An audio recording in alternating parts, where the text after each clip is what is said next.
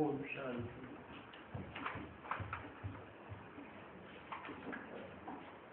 आज की तिथि है 7 जनवरी 1967। प्रातः क्लास रिकॉर्ड चला है तो पाप की दुनिया से दूर कहीं ले चलो।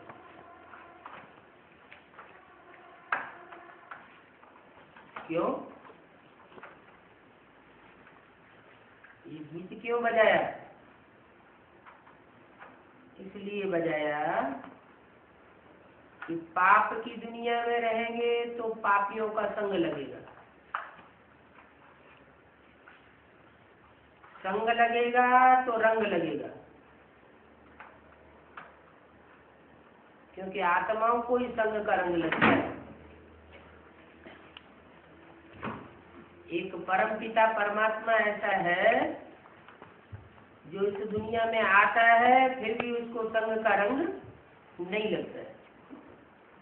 और जो भी मनुष्य आत्माएं हैं, चाहे कोई धर्म पिताएं ही क्यों न हो, इब्राहिम बुद्ध क्राइस्ट ही क्यों न हो, रामकृष्ण की आत्माएं ही क्यों न हो, उनको संग का रंग जरूर लगता है। तो कली की दुनिया तो पाप की दुनिया है। पाप की दुनिया में पापों से छूटना चाहते हैं तो भी नहीं छूट सकते। तो गीत बनवाया है बाप ने, अर्थ भी बताए रहे हैं कि बच्चे अब थक चुके हैं, इस पाप की दुनिया से दूर जाना चाहते हैं। दूर कहाँ? तो पाप की कलयुगी दुनिया से दूर कौन सा देश है? कलयुग से दूर है द्वापर, और द्वापर से भी दूर है त्रेता, त्रेता से भी दूर है सतयुग, और सतयुग में भी आत्माएं आती हैं बहुत दूर देश से, जिसे कहते हैं शांति धाम। तो शांति धाम जाना पड़े पहले। क्यों? उल्टी सीढ़ी चढ़ कर के सुखधाम क्यों नहीं जा सकते? सतयुग में क्यों नहीं जा सकते? इसलिए नहीं जा सकते कि आत्मा पहले अपने स्वरूप को पकड़े। आत्मा है ही शांत स्वरूप। इस पाप की दुनिया में देह अभिमानियों के संग के रंग में आते आते देह अभिमानी बन पड़ी, माने आत्मा अपन को देह समझने लग पड़ी। 5 तत्वों के संघात से बने हुए शरीर में आत्मा अपने को देह अभिमानी जड़त्वमयी मानने लगी। बुद्धि ऐसी जड़ हो गई है कि जो भी काम करते हैं वो उल्टा हो जाता है। समझते हम बड़े बुद्धिमान हैं। आज की दुनिया के तबक्के में वैज्ञानिक बड़े बुद्धिमान माने जाते हैं, लेकिन वैज्ञानिकों की बड़े से बड़ी उपलब्धि जो एटॉमिक एनर्जी है, वो दुनिया का संहार करने के निमित्त बन गई। ऐसी चीज तैयार कर ली कि जिस दुनिया में खुद बैठे हुए हैं वही दुनिया संहार करना चाहते हैं। अभी बाप कहते हैं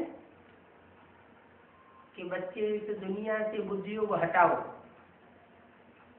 हटाने के लिए पहले अपने को आत्मा समझो। मैं ज्योति बिंदु आत्मा हूँ, परम धाम की रहने वाली। जब तक आत्मा शांत स्वरूप नहीं बनेगी तब तक सुख नहीं मिल सकता। जैसे कोई को बुखार आ जाए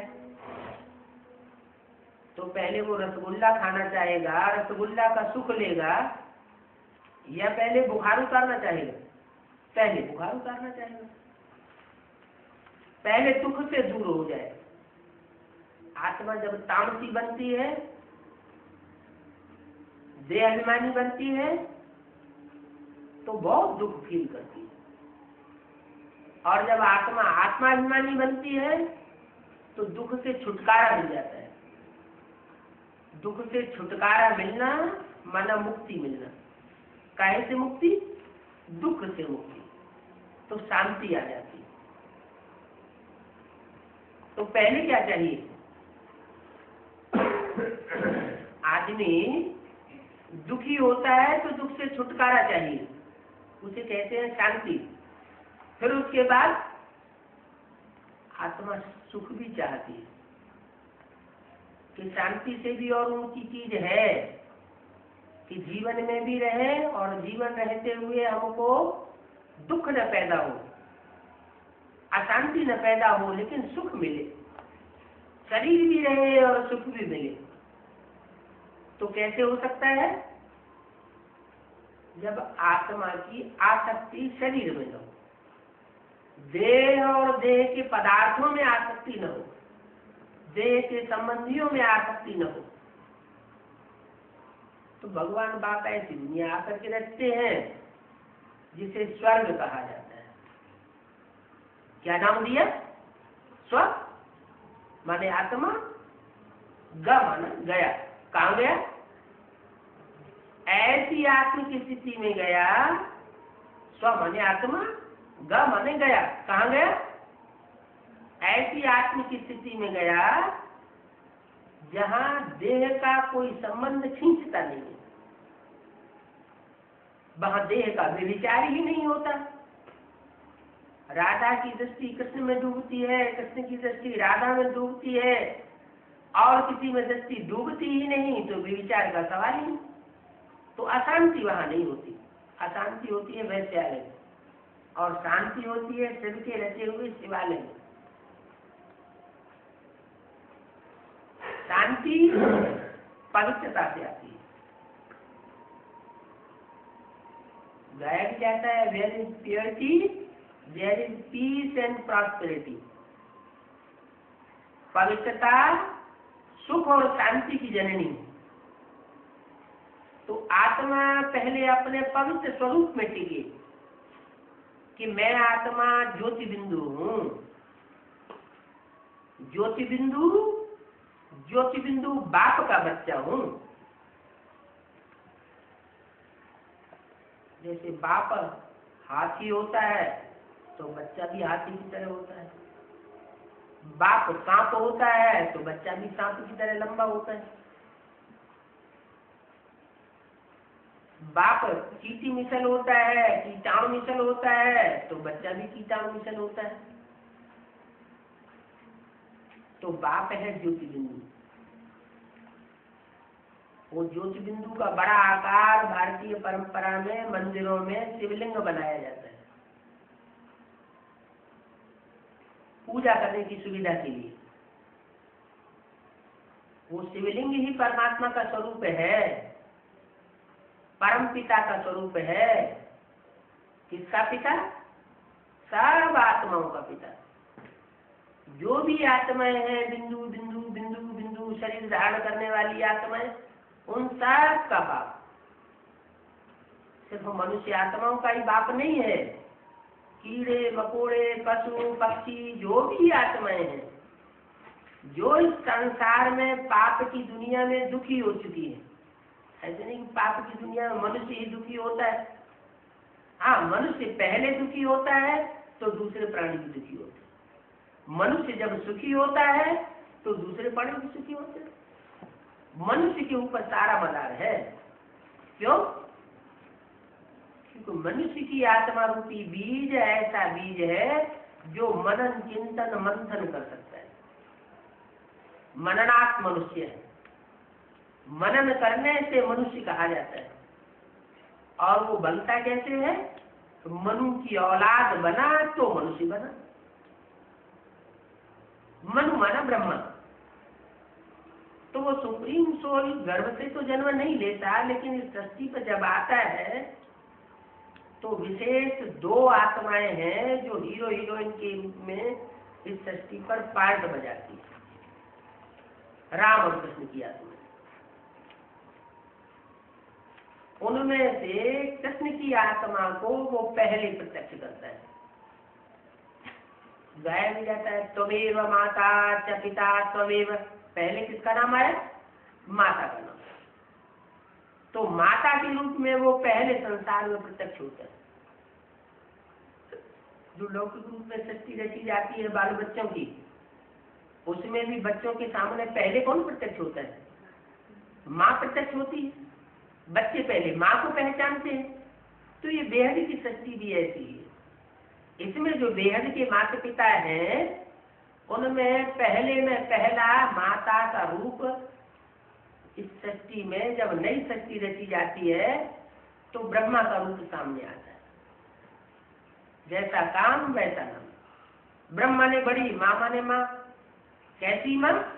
ऐसी माँ जिसने सारी दुनिया के बीच बड़ी से बड़ी माँ का पार्ट बजाया।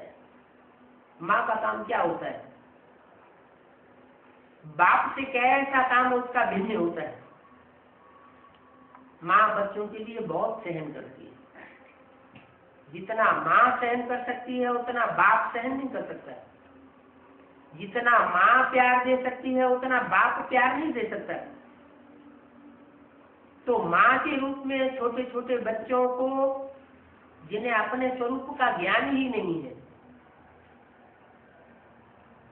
अपने बाप का पूरा ज्ञान ही नहीं है, सिर्फ माँ को पहचानते हैं, उन बच्चों को वो माँ पालना देती है, प्यार से पालना मिलती है। कोई मार की बात नहीं है। तो माँ के रूप में परमात्मा इस सृष्टि पर सामने आता है और बच्चों को पहली शिक्षा देता है, तुम आत्मा हो। तुम जो अपन को देह समझ बैठे, ये देह समझने के कारण देह भान बढ़ता गया और पाप बढ़ते गए। काम, क्रोध, लोभ, मोह, अहंकार, ये 5 विकार हैं। इन 5 विकारों के बढ़ने से पापों में बढ़ोतरी होती रहती। इन 5 विकारों का बाप है देह अभिमान। जैसे जैसे देह अभिमान बढ़ता है, देह की याद आती है, देह के संबंधियों की याद आती है, देह के पदार्थ याद आते हैं, वैसे वैसे देहभान बढ़ता जाता है, विकार बढ़ते जाते हैं, पाप बढ़ते जाते हैं। तो इन पापों से मुक्ति पाने के लिए पहला उपाय है अपन को आत्मा समझना, और दूसरे जो भी सामने बैठे हुए हो उनसे उनको आत्म की स्थिति में देखना। जो भी बात करता है, जो भी मिलता है, उसको आत्म की स्मृति में देखना। आत्म की स्मृति में देखने की जो प्रैक्टिस है वो परमात्मा बाप की याद दिलाई दे रही है। इसलिए मुरली में भी बोला है, आत्मा रूपी सुई की सारी कट उतरने पर तुम डायरेक्ट बाप से सीखेंगे। जब तक स्वयं आत्मा नहीं बने हैं, आत्मा की स्थिति में नहीं आए हैं, आत्मा की याद की प्रैक्टिस पक्की नहीं हुई है, तो परमात्मा बाप की भी असली रूप में याद नहीं आ सकती। परमात्मा बाप का असली रूप क्या है? एक तो हमने मान लिया कि आत्मा ज्योति बिंदु, आत्मा बिंदु बिंदु का बाप परमात्मा ज्योति बिंदु, जिसका बड़ा आकार शिवलिंग बनाया जाता है। वो तो बेसिक रूप में ज्ञान आ गया। लेकिन वो ज्योति बिंदु कैसे हमारा पिता बनता है, कैसे माता बनता है, कैसे गुरु बनता है, कैसे टीचर बनता है, कैसे सब संबंध निभाता है? क्योंकि संबंध तो तभी निभाए जाते हैं जब साकार नहीं। साकार नहीं है तो संबंध भी नहीं।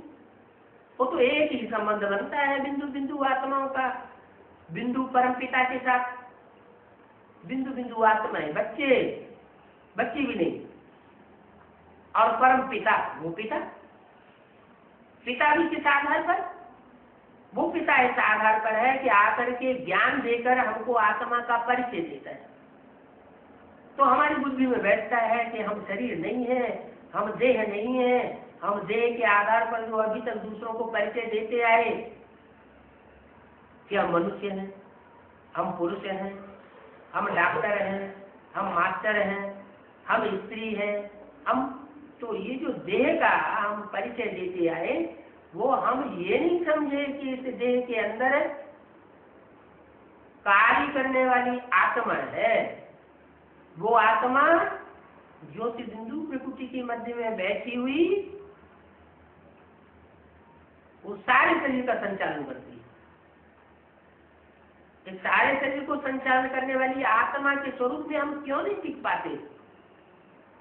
उसका कारण है 63 जन्मों का देह अभिमान। 63 जन्मों से देह अभिमानी धर्म पिताओं ने आकर के जो देह भान फैलाया है, वो देह भान के संग के रंग में हम आ गए। उनके आने से पहले हम आत्माभिमानी थे। सब देवताएं आत्माभिमानी थे। आत्माभिमानी होने के कारण वो स्वर्ग में थे, क्योंकि स्वस्थिति में थे, स्वस्थिति में गए थे, इसलिए उनके रहने के स्थान का नाम पड़ा स्वर्ग। अब हम आत्मिक स्थिति से नीचे गिर गए संग के रंग में आकर के, और इतने नीचे गिर गए कि हम चाहते हुए भी पापों से मुक्ति नहीं प्राप्त कर सकते। हम चाहते हैं, अंदर से भाषण आती है कि अब हम पाप नहीं करेंगे, लेकिन पाप की परिभाषा ही नहीं मालूम। पाप क्या है, पुण्य क्या है, ये हमें पता ही नहीं चलता। तो बाप पहले ये आकर के ज्ञान देते हैं कि पाप का मूल अर्थात बाप है देह अभिमान। मैं देह अभिमानी नहीं बनता हूं, माने आत्माओं का जो बाप है वो देह अभिमानी नहीं बनता। बल शरीर में आता है, रामकृष्ण के शरीर में प्रवेश करता है, कृष्ण के अंतिम जन्म के चोले में प्रवेश करता है, ब्रह्मा नाम देता है। उसके द्वारा कुछ पाप करने की तो कोई बात ही नहीं, क्योंकि कोई भी ब्रह्मा कुमार कुमारी जो ब्रह्मा से पैदा हुआ, वो आज तक ऐसा कोई ब्रह्मा कुमार कुमारी नहीं मिला, चाहे वो कुकवंशावली हो चाहे मुखवंशावली हो, जो ये कहे कि ब्रह्मा ने हमको दुख दिया, ब्रह्मा ने हमको टेढ़ी नजर से देखा, ब्रह्मा ने हमको अशांति पैदा कर दी। कोई ब्रह्मा कुमार कुमारी ये नहीं कहेगा। तो माँ का जो पार्ट है वो ब्रह्मा के रूप में परमात्मा शिव ने बखूबी निभाया। लेकिन होता क्या है कि बच्चे दो तरह के होते हैं। एक कुछ आत्माएं ऐसी होती है कि उन्हें कितनी भी पढ़ाई जाए तो वे अपने स्वरूप को नहीं छोड़ती, क्योंकि ज्यादा से ज्यादा दूसरे धर्म पिताओं के संसर्ग संपर्क में आई तो जल्दी अपने देहवान को छोड़ नहीं पाती। न छोड़ पाने के कारण वो आत्मिक स्थिति में टिके ही नहीं पाती। और कुछ आत्मा ऐसी है जो परमात्मा का ज्ञान मिलने के तुरंत बाद उस स्थिति में टिकना आरंभ कर देती है। वो है सूर्यवंशी और चंद्रवंशी आत्माएं, जो सृष्टि की आज में फाउंडेशन डालने वाली बनती है। ज्ञान सूर्य शिव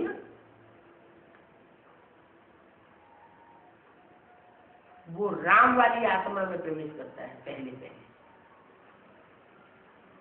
इसलिए गीता में लिखा हुआ है कि मैंने पहले ये ज्ञान सूर्य को दिया। वो सूर्यवंशी राम वाली आत्मा वो बीज है मनुष्य सृष्टि का। वो बीज ऐसे नहीं है कि जैसे शिव है। शिव को तो जन्म मरण का चक्र लगता नहीं है, और राम वाली आत्मा को जन्म मरण का चक्र लगता है। राम बीज है और उससे जो पहला पत्ता पैदा होता है वो कृष्ण की सूर्य है, उसको भी जन्म मरण का चक्र लगता है। तो राम कृष्ण जैसी जो आत्माएं हैं उनको भी जन्म मरण का चक्र लगता है। देह अभिमान में आती है, देह में बंधते बंधते देह के सुख भोगते नीचे गिरती जाती है। तो और दुनिया की कोई आत्मा कैसे बच सकती है? किसी का सदाकाल के लिए निर्वाण कैसे हो सकता है? मुक्ति कैसे हो सकती है? शास्त्रों में विद्वानों ने लिख दिया है कि सदाकाल की मुक्ति हो जाती है, सदाकाल के लिए आत्मा जन्म मरण के चक्र से छूट जाती है। लेकिन अंदर से पूछे, कोई आत्मा अपने अंदर झांक के देखे कि वो आत्मा सुख चाहती है या दुख चाहती है, शरीर छोड़ना चाहती है, आत्मा के अस्तित्व को खत्म करना चाहती है हमेशा के लिए, या आत्मा के रहते रहते सुख भोगना चाहती है। तो सब यही कहेंगे कि हमारा शरीर न छूटे, शरीर भी रहे, आत्मा भी रहे, और आत्मा तो होती ही अविनाशी है। भले शरीर छूट जाता है तो आत्मा तो कभी खत्म हो नहीं सकती। परमात्मा के लिए कह देते हैं कि वो बार बार इस सृष्टि पर आकर के इस सृष्टि के मनुष्यों का उद्धार करता है, पतितों को पावन बनाता है, और आत्माओं के लिए कहते हैं सदाकाल की मुक्ति हो जाए। जब आत्माएं इस सृष्टि रूपी रंगमंच से सदाकाल के लिए मुक्त नहीं हो सकती, ये सत्य है। परमात्मा भी मुक्त नहीं हो सकता। परमात्मा भी इस सृष्टि पर बांधा हुआ है कार्य करने के लिए, पार्ट बजाने के लिए। आत्माएं भी इस सृष्टि पर बांधी हुई है पार्ट बजाने के लिए, लेकिन परमात्मा जो पार्ट बजाता है वो तुरीया पार्ट बजाता है। आत्मा ऐसा तुरीया पार्ट नहीं बजा सकती। तुरीया माने बिल्कुल अलग, और आत्माओं के मुकाबले उस सुप्रीम सोल को संग का रंग नहीं लगता। ये तुरीया पार्ट है। क्यों? क्योंकि वो गर्भ से जन्म नहीं लेता। गर्भ से जन्म क्यों नहीं लेता? इसलिए नहीं लेता कि उसका पाप पुण्य बनता ही नहीं। वो 100% ऐसा कूट कूट के ज्ञान भरा हुआ है उस आत्मा में सदा सर्वदा के लिए, जिसके कारण उसको सदा शिव कहा जाता है, कि वो पाप कर्म कर ही नहीं सकता। किसी शरीर में प्रवेश करके जो भी बोलेगा सत्य ही बोलेगा, जो भी कर्म करेगा सत्य कर्म करेगा, जो भी वाइब्रेशन छोड़ेगा सत्य वाइब्रेशन छोड़ेगा। जिन्हें जिन्हें भी दृष्टि से देखेगा वो सत्य दृष्टि सत्य सृष्टि का निर्माण करेगी। कलयुग का निर्माण नहीं कर सकता। परमात्मा आता है पाप की दुनिया को नष्ट करके और पुण्य आत्माओं की दुनिया बनाने के लिए। ये काम दुनिया में और कोई नहीं कर सकता है, कोई मनुष्य आत्मा नहीं कर सकती। रामकृष्ण की आत्माएं भी ये कार्य नहीं कर सकती अगर परमात्मा उनमें प्रवेश नहीं करे। वो सुप्रीम सोल ही है जो इस शक्ति को बदल सकता है अपनी दृष्टि से, क्योंकि उसकी दृष्टि में कोई भी प्रकार का ऐसा निष्कृष्ट भाव आ ही नहीं सकता, क्योंकि वो गर्भ से जन्म नहीं लेता। वो आता भी है तो श्रेष्ठ इंद्रियों की पैदाइश करना सिखाता है। श्रेष्ठ इंद्रियां है ज्ञान इंद्रियां, आंख नाक कान मुख, ये ज्ञान इंद्रियां। इन ज्ञान इंद्रियों के प्यार से शक्ति बनती है।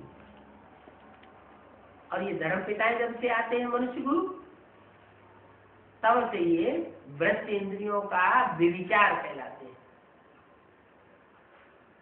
उन भ्रष्ट इंद्रियों के विविचार से जो संतान पैदा होती है, जिसे मूत्र की पैदाइश कही जाए, वो दुखदायी बनती चली जाती है। शुरुआत में तो हर चीज सतो प्रधान होती।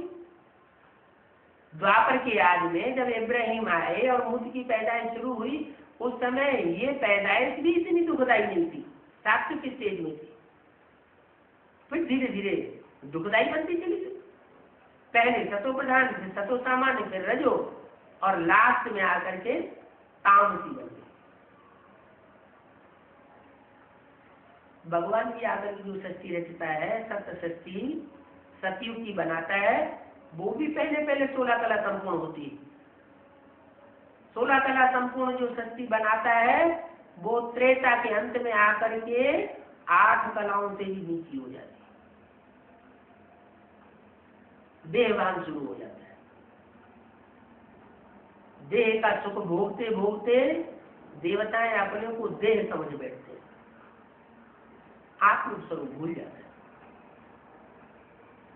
तो आत्मिक स्वरूप भूला, देह अभिमान में आया, माना नरक में आया। नरक क्यों कहा गया ना? नर माना मनुष्य, का माने करे। मनुष्य जो कुछ करता है वो है नरक। मनुष्य जो भी काम करेगा,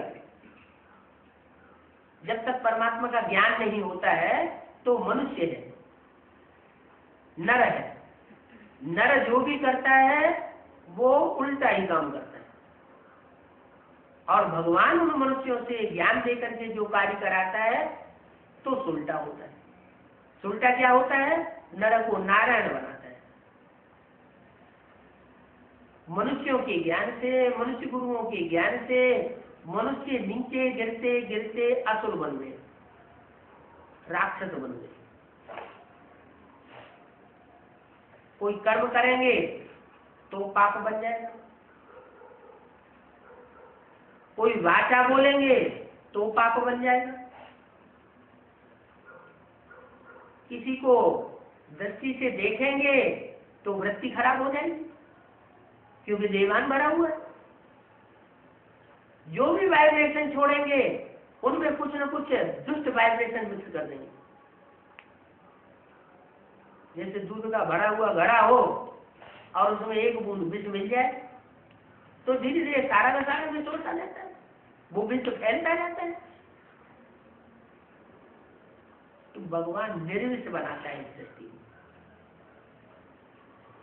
जिस स्वरूप के द्वारा इस सृष्टि को निर्विष बनाता है उस स्वरूप का नाम है विष्णु।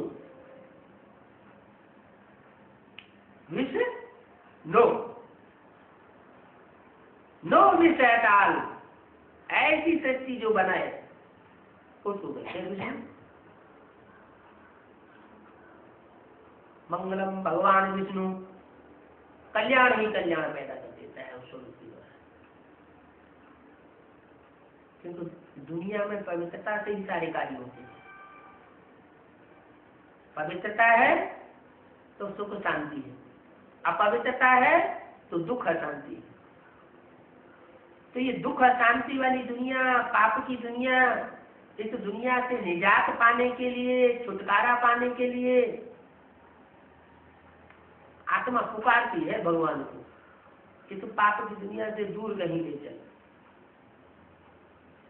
ऐसे नहीं कि कलयुग के अंत में ही पुकारती है और कलयुग के अंत में जब परमात्मा इस धरती पर आ जाता है उसके बाद पुकारना हमेशा के लिए बंद हो जाता है। नहीं, आने मात्र से तुरंत बंद नहीं हो सकता, प्रैक्टिस करनी पड़ती है आपको। भगवान जब इस सृष्टि पर आता है तो आत्मा रूपी जो एक्टर्स हैं उनको ज्ञान दे करके रंगमंच पर पार्ट बजाना सिखाता है।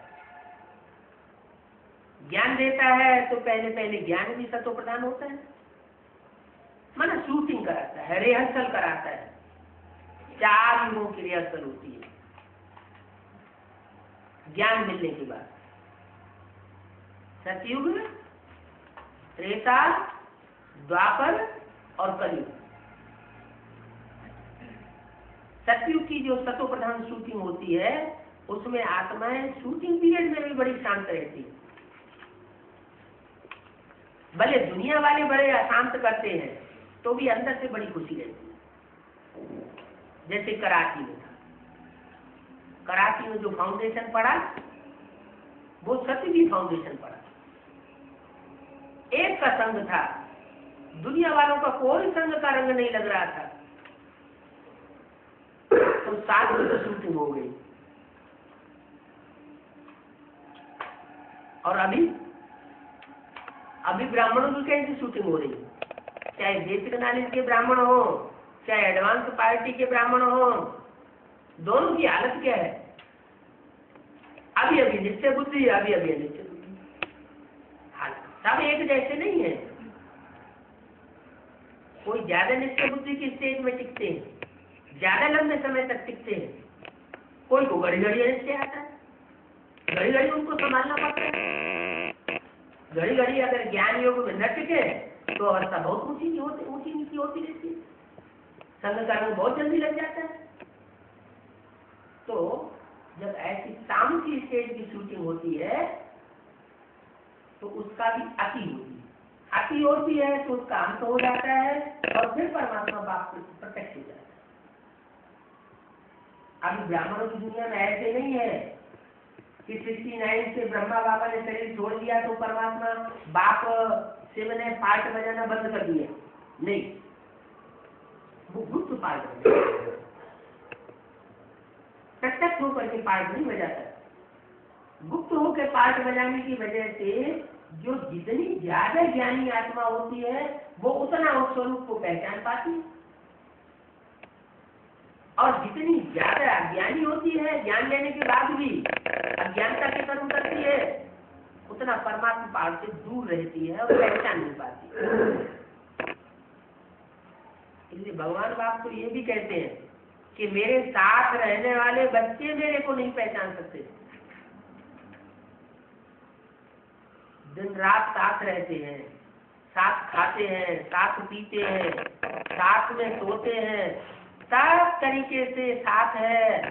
कोई ये नहीं कह सकता कि साथ नहीं मिल रहा है, फिर भी पहचान पूरी नहीं होगा।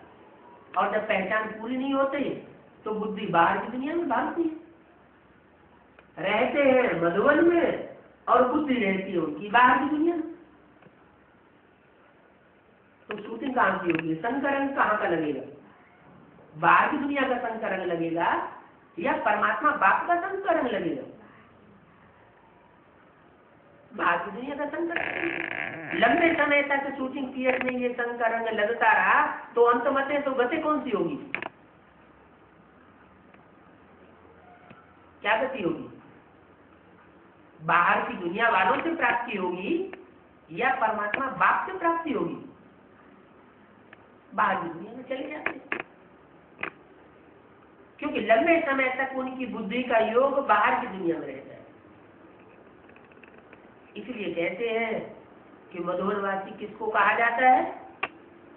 ऐसे नहीं कि जो मधुवन में सरेंडर होकर के रहते हैं, साथ साथ रहते हैं प्रैक्टिकल में साकार में, वो मधुवनवासी है, नहीं। मधुवनवासी वो है जिनकी बुद्धि मधुवन में रहती है, मधुवन से बाहर नहीं जाती। भले गर्भस्थ की माताएं हैं, बानेली माताएं हैं, बंधन में पड़ी हुई है, लेकिन उनकी बुद्धि का योग अगर मधुवन में बना रहता है बाप के घर में, तो कहते हैं कि वो ही मधुवनवासी है। भले शरीर से बाहर की दुनिया में है लेकिन बुद्धि मन बुद्धि से मधुवन में है, तो मधुवनवासी। तो अंदर की बात और बाहर की बात, बाहर से देखने में पहचान में नहीं आती। हाँ, एक्ट में आते हैं, वाचा में आते हैं तो पकड़ में आ सकते हैं कि इनकी बुद्धि बाहर रहती है या अंदर रहती है, ये अंतर्मुखी है या बहिर्मुखी है। जैसी स्थिति होगी वैसी शूटिंग होगी। लगातार की आत्मिक स्थिति बनाए रखेंगे तो अंतर्मुखी शूटिंग होगी। आत्मिक स्थिति से परे हो जाते हैं तो देहाभिमानियों का संकरण लगता है। तो ज्ञान मिलने के बाद भी 4 अवस्थाओं से आत्माओं को पसार होना पड़ता है, चाहे वो एडवांस नॉलेज हो और चाहे वो बेसिक नॉलेज। एडवांस नॉलेज में ज्ञानी आत्मा जरूर बनती है, लेकिन कोई ये गारंटी नहीं है कि पवित्र आत्मा ही बन जाए। इसलिए ज्ञानी तू आत्मा मुझे प्रिय बहुत है कहते तो हैं, लेकिन प्रिय होने के बावजूद भी वो पावन क्यों नहीं बन जाती? वो रुद्रमाला के मण के जो रुद्र भगवान के साक्षात बच्चे बनते हैं, जो रुद्र भगवान का ज्ञान का वर्षा पूरा उठाते हैं, नंबरवार उठाते हैं, फिर वो सुखी शक्ति क्यों नहीं अनुभव करते? वो भी दुख में क्यों अनुभव करते हैं? स्वर्ग का अनुभव क्यों नहीं करते? इसलिए नहीं करते कि जो असली पढ़ाई है, पढ़ाई का जो लक्ष्य है, उस लक्ष्य को प्राप्त नहीं करते। पढ़ाई का लक्ष्य ये नहीं है कि हम ज्ञानी बन जाएं। ज्ञानी तो रावण भी था, प्रकांड विद्वान था, वेदों शास्त्रों का भंडार उनके हाथों में दिखाया जाता है। रावण के हाथों में वेद शास्त्र दिखाए जाते हैं, जैसे ब्रह्मा के हाथ में वेद शास्त्र दिखाए जाते हैं, रावण के हाथ में भी दिखाए जाते हैं। मानव प्रकांड विद्वान था, लेकिन कर्म खराब थे। तो ज्ञान हो और आचरण में अगर ना उठाया जाए तो वो रावण का ज्ञान हो जाता है। ज्ञान प्रैक्टिकल जीवन में धारण होना चाहिए। प्रैक्टिकल जीवन में अगर ज्ञान धारण है तो वो देवता बन सकते हैं। धारणा में नहीं आता है तो वो देवता बन नहीं सकता। इसलिए रुद्रमाला के मण के रुद्रमाला बनकर के तैयार हो जाती है ज्ञानी तू आत्माओं की नंबर 1, लेकिन वो विजय माला नहीं कही जा सकती। माना विकारों के ऊपर जीत पाली है, ये नहीं कहा जा सकता, क्योंकि लक्ष्य जो था पवित्र रहने का, पवित्र बनो, योगी बनो, ऐसे नहीं ज्ञानी बनो। ज्ञान तो साधन है। ज्ञान साधन से आत्मा जितनी ज्ञानी होगी उतना परमात्मा के स्वरूप को ज्ञाता होने के कारण, जानकारी होने के कारण वो परमात्मा को ज्यादा याद करेगा। ज्यादा याद करेगा तो पाप कर्म जास्ती भस्म होंगे। पाप कर्म जब जास्ती भस्म होंगे तो आत्मा हल्कापन महसूस करेगी। लेकिन ये भी है कि अगर पाप कर्म कर लिया तो 100 गुना बोझ भी करता है। तो इस बात में बहुत अलर्ट रहना पड़ेगा। क्या कि पाप क्यों हो जाता है? पाप हो जाता है संग दोष और अनुदोष से। लगातार अनुदोष से बचे रहे और बीच में कहीं कोई ऐसा हो जाता है कि अनुदोष में चक्री में आ गए तो वहीं से बुद्धि खराब होने लगी। अन्न जो है बुद्धि को नष्ट करता है, दोष को बहुत जल्दी पकड़ता है। जैसे संग दोष को पकड़ता है वैसे अन्न भी दोष को पकड़ता है। इसलिए जितना कायदा उतना फायदा। अपनी आत्मा के शक्ति को भी देखना पड़ता है। कोई में आत्मा की शक्ति है कि वो किसी के साथ है उसका कल्याण करने के लिए थोड़े समय के लिए उस आत्मा के कल्याण के हिसाब से अन्न दोष में आ भी जाता है, लेकिन याद में घूम रहता है। अंदर की अलर्टनेस पक्की है, मोह में माया में नहीं फंसता, उन आत्माओं के अटैचमेंट में नहीं आता। ऊपर ऊपर से व्यवहार करता है तो बच जाता है। अगर अटैचमेंट में आ गया और अनुदोष भी कर लिया, संग में भी आ गया तो नहीं बच सकता। तो आत्माएं जो है पुरुषार्थ करती है, लेकिन पुरुषार्थ करते करते पाप का ध्यान बहुत रखना पड़ेगा।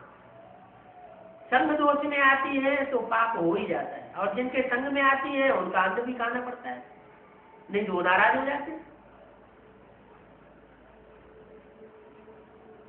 तो आत्मा अंदर से चिल्लाती है तो पाप की दुनिया से दूर नहीं ले जाता, बहुत दूर ले जाता है। जो इनके संग के रंग में आना ही न पड़े, जो हम नीचे गिरे। आत्म की स्थिति में रहने वाले जो प्रैक्टिस करने वाले हैं वो भी ऐसे कहने लग पड़ते।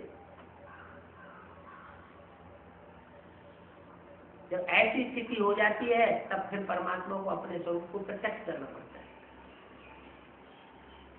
गुप्त पार्ट में जाता है फिर प्रत्यक्ष पार्ट में जाता है। जब प्रत्यक्षता होती है तो फिर सभी पहचान जाते हैं, वो कोई बड़ी बात नहीं है। सूर्य उग करके सामने आ गया फिर पहचान लिया तो कोई बड़ा पुरुषार्थ नहीं है।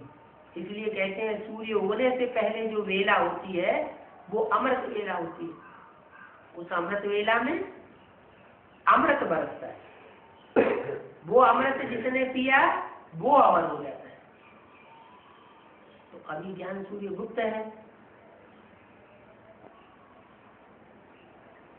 जल्दी ही टाइम आने वाला है कि प्रत्यक्षता होने वाली है।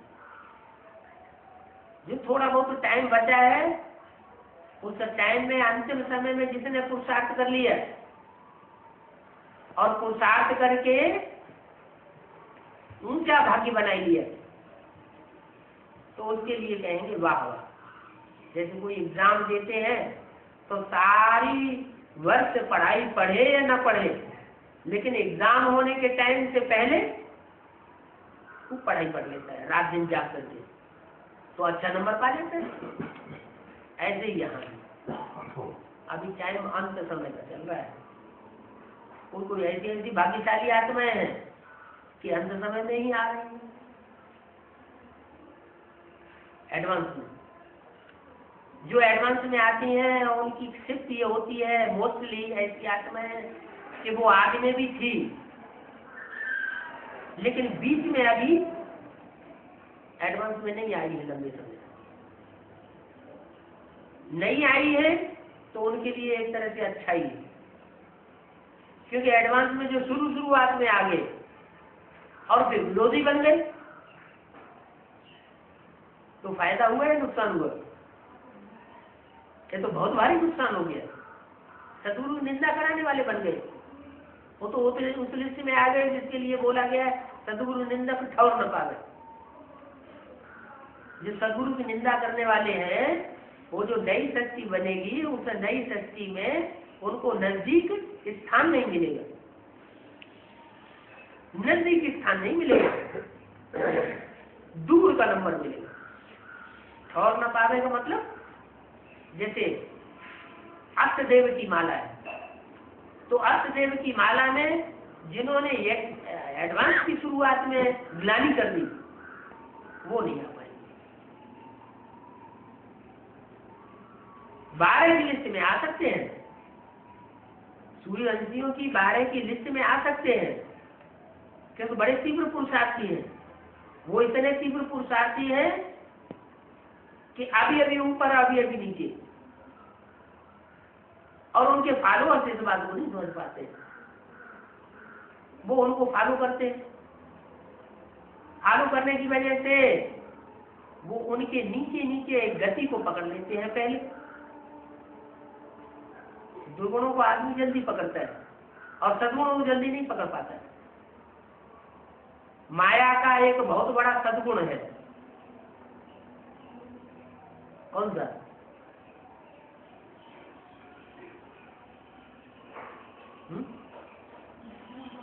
है? माया दुर्गुणों को जल्दी पकड़ती है, ये सबसे बड़ा सद्गुण है। माया का सबसे बड़ा सद्गुण है कि वो बाप को जब पहचान लेती है तो 1 सेकंड नहीं लगाती है, झट से समर्पण हो जाती है। और ऐसे नहीं कि तन से और धन से ही समर्पित होती है, तन से धन से मन बुद्धि से भी समर्पित हो जाती है। तो ज्ञान लेने के बाद जो जितना जल्दी समर्पित हो जाता है मन बुद्धि से, वो उतना ही ज्यादा पावरफुल आत्मा बन जाती है। तो एक तरफ भगवान का पार्ट और एक तरफ माया का पार्ट, दोनों को सर्वशक्तिमान की सत्ता मिल जाती है। भगवान भी सर्वशक्तिमान और उसकी बेटी भी क्या टाइटल मिलता है, वो भी सर्वशक्तिमान। तो पावरफुल हुई ना, जो भगवान की पावर है वो उसके पास भी पावर आ गई, और जो शक्ति है पावर है उसी से सुख भोगा जाता है, राज भोगा जाता है। शक्ति नहीं है आत्मा में, आत्मा में पावर ही नहीं है, तो जन्म जन्मांतर के लिए राजाई भोगी नहीं जाती। ये बात दूसरी है कि माया की पावर मायावी पावर है और देवताओं की दैवीय पावर है जो ईश्वर से डायरेक्ट मिलती है, उसमें अंतर पड़ जाता है। वो मायावी दुनिया में ज्यादा सुख भोगती है, राजी करती है। शूटिंग का हिसाब देखा जा सकता है। शूटिंग के हिसाब में ब्राह्मणों की दुनिया में कौन सी आत्मा है जो लंबे समय से राज्य कर रही है, गद्दी पे बैठी हुई? आ रहा बुद्धि है? कौन बेसिक में कौन है? है ना, बेटी है नाम उसका। बेटी माने कुमारी, कुमार का नाम है ना।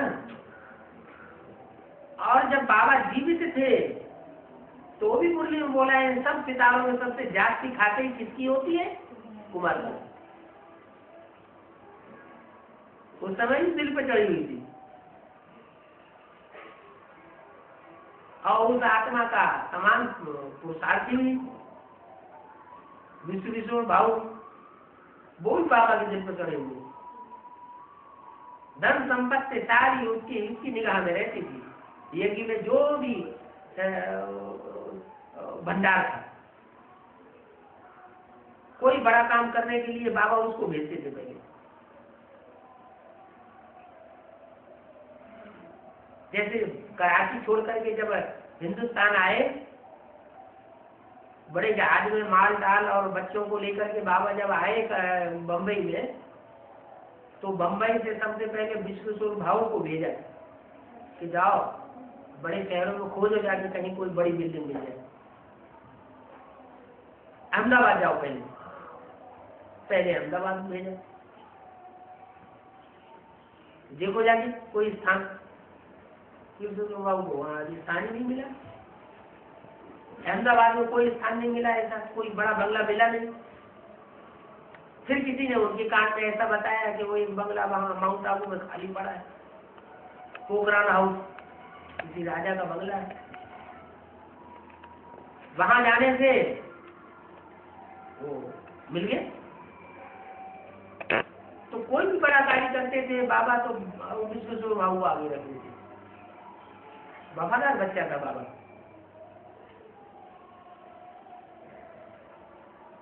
वफादारी जानवरों में भी होती है, ऐसे नहीं मनुष्यों में ही होती है।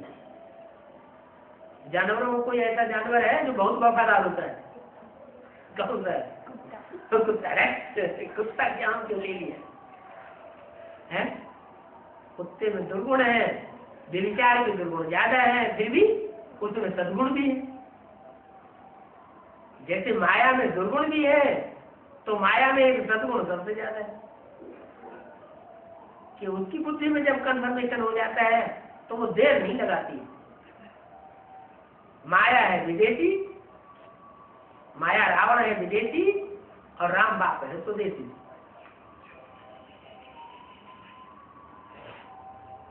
फौरन कौन करता है? जो फौरन करता है वो फॉरेनर। ज्ञान मिला तो फौरन से फैसला ले लिया, उसके कहते हैं फॉरेनर। भारत की कन्याएं होंगी तो 20 बार सोचेंगे, जल्दी नहीं सरेंडर होती। घिस बौखला से कहता है। फॉरेन की कन्या होगी, अगर बुद्धि में फर्ज में बैठ जाएगी तो फर्ज में सरेंडर हो जाएगी। फॉरेन माने फौरन।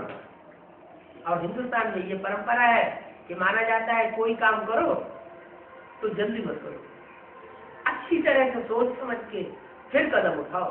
ऐसा ना हो कदम उठाने के बाद फिर पीछे आना पड़े, वापस आना पड़े। अगर कदम उठाने के बाद वापस आना पड़ा तो मामला बिगड़ जाएगा।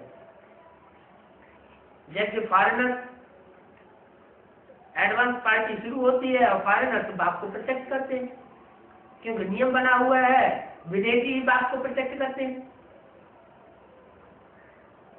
तो धड़ाक से कूद तो पड़ते हैं, फैसला तो ले लेते हैं, लेकिन पूरी पहचान नहीं हो पाती जल्दी। पूरी पहचान न होने के कारण फिर बाद में बंडर खाते हैं, अरे ये क्या हुआ, ये तो हमने समझा ही नहीं।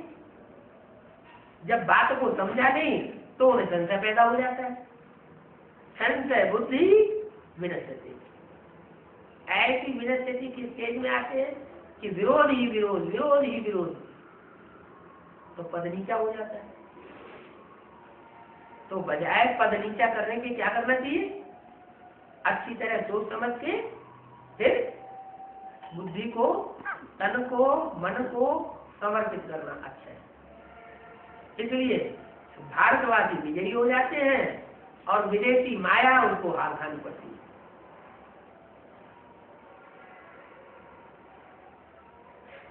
माया माँ आया, क्या नाम है, माँ माने नहीं, संस्कृत में माँ माने नहीं और आया माने आया। ना आई होती तो ज्यादा अच्छा था। बुद्धि में माया आ जाती है, माया आ जाती है और जल्दी जल्दी काम कराती है, ये भी करो, वो भी करो, इधर करो, उधर करो, उधर करो, वो माया खराब कर देती है। इसलिए हिंदुस्तान में ये कहावत है, जल्दी का काम शैतान का होता है। बहुत जल्दी नहीं करनी किसी काम में, अच्छी तरह सोच समझ के उसकी गहराई को आगा पीछा देख करके और फिर आगे बढ़ते रहना, धीरे धीरे धीरे धीरे, जैसे जू मिसल ड्रामा चलता है। बहुत से बच्चों को ये जल्दी होती है, अभी विनाश हो जाए, तो अभी विनाश हो जाए तो चल जाएगा क्या? इतनी बड़ी दुनिया है, एकदम विनाश हो सकता है क्या? टाइम तो लगेगा। अभी अभी स्थापना कब करती वो आएगा, इतने टाइम तो हो गया लंबा लंबा। अरे जब धर्म पिताओं को अपने धर्म स्थापन करने में 100 वर्ष के अंदर का टाइम लग गया, तो भगवान आकर के इतना ऊंचा धर्म स्थापन करता है, देवी देवता सनातन धर्म कहा जाता है, उनको टाइम तो लगेगा। जमते जामते थोड़ा ही हो जाता है, क्या तेली पे आम जमे आएगा? थोड़ा इंतजार करना पड़ता है, धैर्य धारण करना पड़ता है। बाबा बोलते भी रहते हैं, रिकॉर्ड भी बजाते रहते हैं, क्या हम रिकॉर्ड बजाते हैं, धीरज धर मनुआ धीरज धर, तेरे दुख के दिन आवेंगे। अरे कलयुग में इतने जन्मों से दुख भोगते आए, द्वापर में कलयुग में, तो अब ये लास्ट जन्म का बहुत टाइम जो बीत गया है, थोड़ा सा समय रह गया है। इसमें भी ये गारंटी, अगर श्रीमत पर चलते रहेंगे तो दुख अनुभव नहीं हो सकता, और मनमत पर और मनुष्य की मत पर चलेंगे तो दुख पकड़ लेता है, अशांति पकड़ लेती है। बाबा दुआपा भी देते रहते हैं, मुरली में बोलते रहते हैं, हेवनली गॉडफादर मिला है तो हेवन में होना चाहिए। फिर रोते क्यों हैं, दुखी क्यों होते हैं, क्या कारण? हेवनली गॉडफादर मिला, अरबपति बाप हो, मल्टी मिलियनर बाप हो, और बच्चा पैसे पैसे के लिए दुखी हो, तो कोई कारण होगा ना? क्या कारण होगा?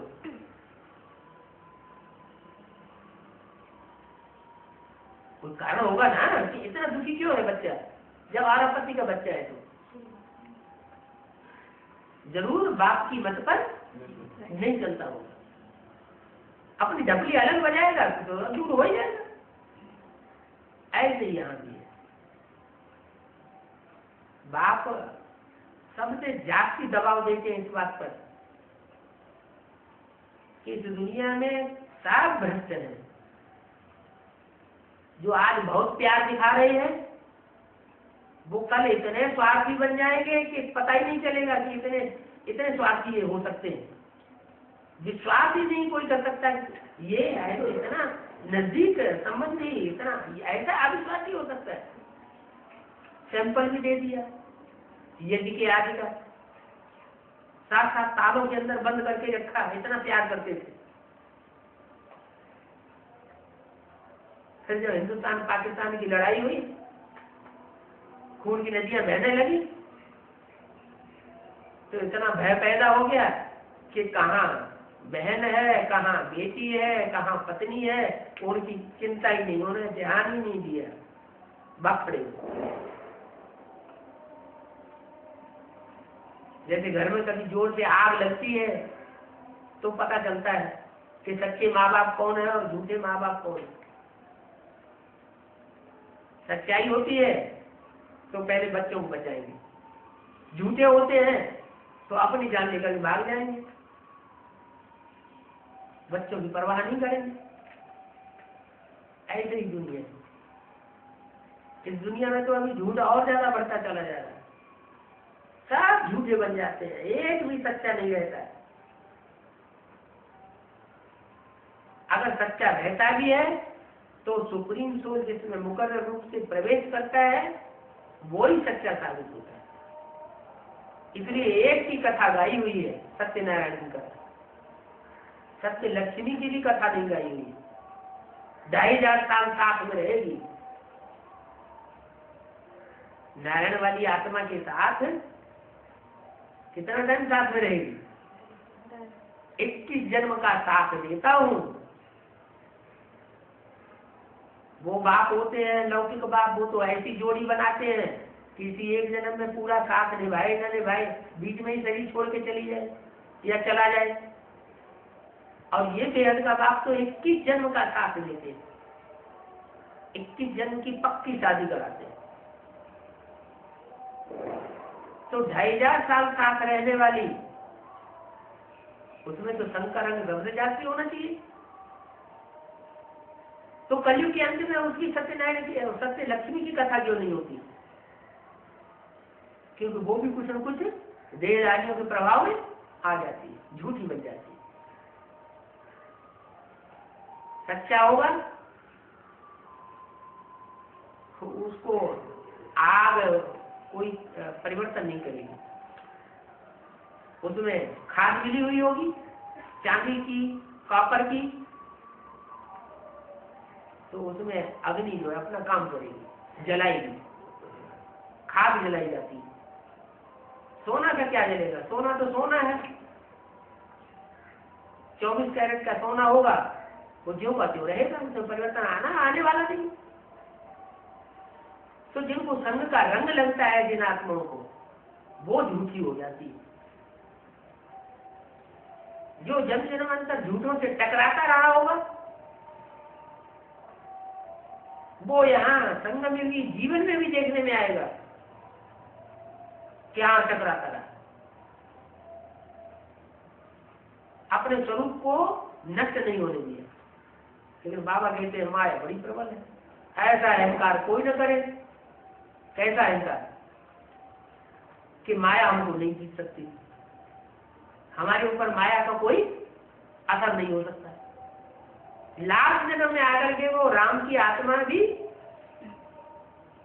हार जाती, माया के चंबे में आ जाती, प्रभाव में आ जाती, नीचे गिर जाती। और इतनी नीचे गिरती, इतनी नीचे गिरती, इतनी नीचे गिरती कि दुनिया में कोई भी आत्मा, कोई भी शख्सियत इतनी नीचे नहीं गिर सकती।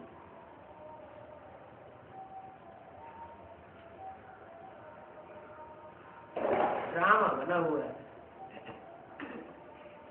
ऊंच से ऊंच पार्ट बजाने का और नीच से नीच पार्ट बजाने का।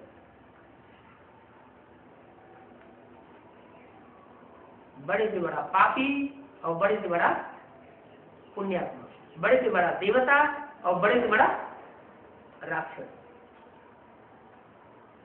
है। राम वाली आत्मा भी राक्षस बनती है क्या? अरे राम वाली नहीं है, कृष्ण वाली आत्मा भी राक्षस बनती है। नहीं तो मुरली में क्यों बोला गया राम ही रावण बनता है, कृष्ण ही कंस बनता है? क्यों बनता है, किस लिए बनता है, ऐसा वंडरफुल ड्रामा क्यों बना हुआ है, वो भी समझने की बात है।